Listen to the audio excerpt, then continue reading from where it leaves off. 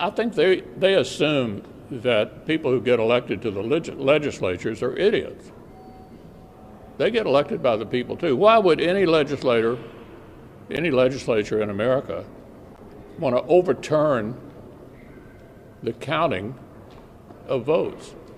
They have to get elected by those people too. The notion that some state legislature would be crazy enough to say to their own voters, we're not going to honor the results of the election is ridiculous on its face.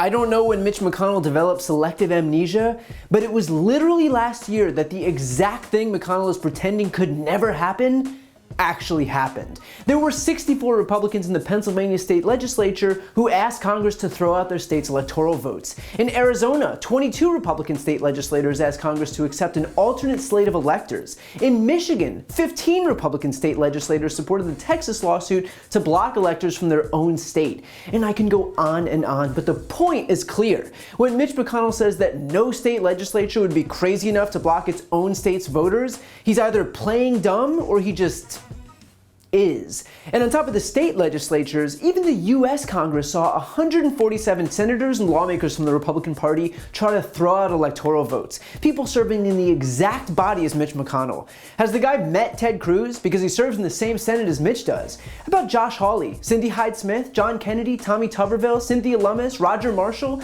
What about the other 139 lawmakers in the House? All of whom, by the way, undermine McConnell's entire argument here, because both those people and the state legislators were clearly fine with voting against certification despite the fact that they were elected on the same ballots. At no point did anyone at either the state or federal level even bother acknowledging the fact that throwing out the ballots would impact them too. So again, Mitch McConnell burying his head in the sand isn't proving any point other than the fact that he has no clue what he's talking about. And of course, that's to say nothing of the Texas lawsuit signed by 17 state attorneys general attempting to block the electors from Michigan, Georgia, Wisconsin, and Pennsylvania, or the laws that were put on the books after the 2020 election for the express purpose of allowing this scheme to work the next time. Like, for example, the new law in Georgia allowing the Republican legislature to reorganize county elections boards thanks to SB 202. In Spalding County, Georgia, 3 black Democrats on the Board of Elections were just replaced by 3 white Republicans,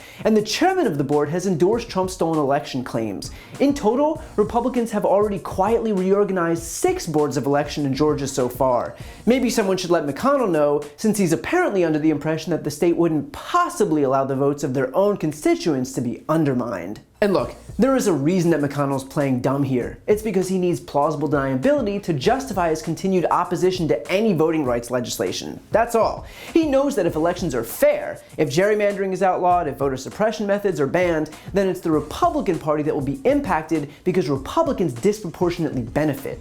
And so instead, he's cooking up this alternate reality where he tries to convince us that the state legislators would never throw out their own state's ballots, even though they quite literally tried to throw out their own state's ballots. The fact is that when it comes to McConnell, he can keep all of his bad faith excuses about preserving the filibuster, because that's the same filibuster he was happy not to employ when Gorsuch, Kavanaugh, and Amy Coney Barrett were confirmed to the Supreme Court with a simple majority.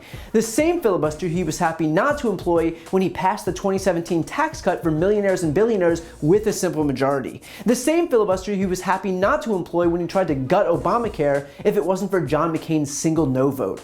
Of all the people in the entire federal government, if there's one person whom we can be absolutely, positively sure is acting in bad faith, it's Mitch McConnell. So as far as his little fairy tale goes when it comes to voting rights and just how sacrosanct Republicans believe their own voters' ballots are, he can fuck all the way off. To see more videos like this, click the subscribe button right here on this screen. And if you want to support my work, subscribe to my podcast, No Lie with Brian Tyler Cohen. I cover the most important stories each week, and my guest is always one of the top political figures, including Vice President Kamala Harris, Jen Psaki, Elizabeth Warren, Pete Buttigieg, Nancy Pelosi, Katie Porter, Cory Booker, and so many more. The podcast link is also right here on this screen, so give it a listen and subscribe on Apple Podcasts, Spotify, or wherever you listen to podcasts.